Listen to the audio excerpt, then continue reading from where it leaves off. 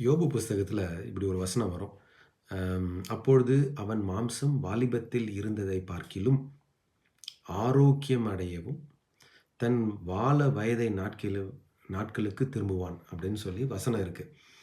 அப்படின்னா என்னன்னா, வாலிபத்துல நீங்க இருந்ததை பார்க்கிலும் இன்னும் சூப்பரா ஆரோக்கியமாயி, உங்க ஸ்கின்லாம் ரொம்ப பளபளன்னு ஒரு யங்ஸ்டர் மாரி, ஒரு இளம் வயது பையனோ, இளம் வயது பெண் மாதிரி நீங்க வந்து ஃப்ரெஷ்ஷா ஆவீங்க. அத விட சூப்பரா ஆவீங்கன்னு சொல்லி வசனம் போட்டிருக்கு. ஆனா, அதுக்கு ஒரு கண்டிஷன் வேற வச்சிருக்காங்க. எப்ப அந்த மாரி உனக்கு ஆகும்? யாருக்கு வேணாலும் ஆகும் அப்டின்னா, அதுக்கு முந்தின வசனம் வந்து போட்டிருக்குதுன்னா, மீட்கும் பொருளை நீங்க கண்டுபிடிச்சிட்டீங்கன்னா, ஆ நீங்க வந்து மீட்கிறதுக்கு ஒரு பேமெண்ட் பண்ண வேண்டியது இருக்கு. ஆங்கிலத்தில அதுக்கு பேர் ரான்சம். அப்பன்னா ஒரு தொகைய குடுக்க வேண்டியது இருக்குது. கத்தோலிக்க புஸ்தகத்தில இப்படிதான் எழுதியிருக்கும். அதுக்கு ஒரு மீட்கும் தொகை அப்படின்னு சொல்லியிருப்பாங்க. அது ஒரு தொகை கொடுக்கணும், காசு குடுக்கணும்.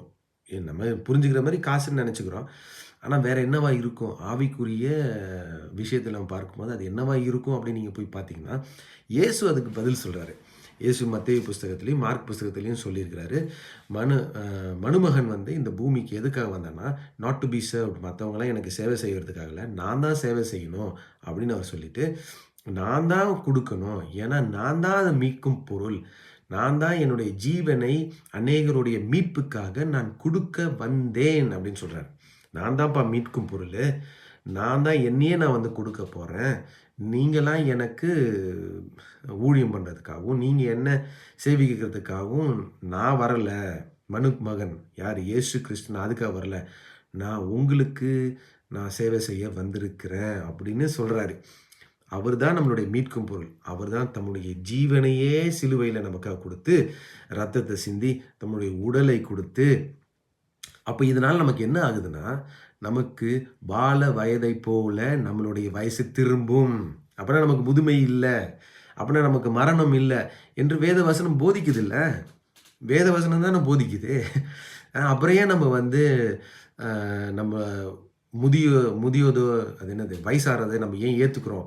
இப்ப நான் எனக்கு கூட பாருங்க முடி நரைச்சு போயிருச்சு. இந்த வயசுல நரைச்சு போகுது. அத கூட நான் ரிஜெக்ட் பண்றேன். இன்னும் அடுத்தடுத்த வீடியோஸ்லாம் நான் போடும்பொழுது, தை அடிக்காம தானாவே இயல்பாவே முடியெல்லாம் கருப்பாகணும். ஏன்னா நான் இயேசுவ ஏத்துக்கிட்டேன். இயேசுவோட மீட்கும் பொருள் அதுதான் நம்மளுடைய கம்யூனியன். நம்ம சாப்பிடுறோம்.